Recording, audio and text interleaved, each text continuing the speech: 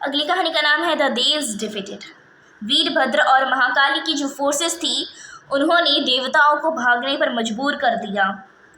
जो संत भृगु थे उन्होंने वापस से सेक्रिफिशियल फायर से कई सारे राक्षसों को बनाया, लेकिन वीरभद्र ने उनको आसानी से मार दिया।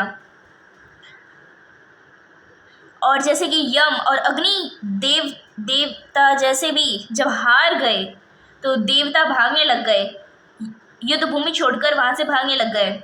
लेकिन जो इंद्र थे वो ब्रेव तरीके से उधर ही नंदी पर हमला किए जा रहे थे। और जैसे ही नंदी घायल हुए उन्होंने अपना त्रिदंत उठाया और उसको थंडरबोल्ट की तरह नंदी पर छोड़ दिया, जिससे कि वीरभद्र बहुत ज़्यादा गुस्सा हो गया और इंद्र को बहुत ज़्यादा घायल कर दिया अपने तीरों से। अब इंद्र को भी यहाँ तक कि बैटलफील्ड छोड़कर जाना पड़ा और सबकी आखिरी होप भी खत्म हो चुकी थी।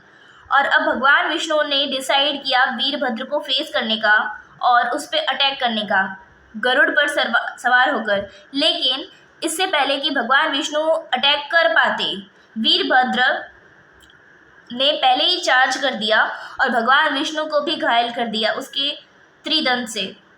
जैसे ही भगवान विष्णु अनकॉन्शियसली गिर गए तो वीरभद्र ने बैटलफील्ड को छोड़कर दक्ष को ढूंढना शुरू कर दिया।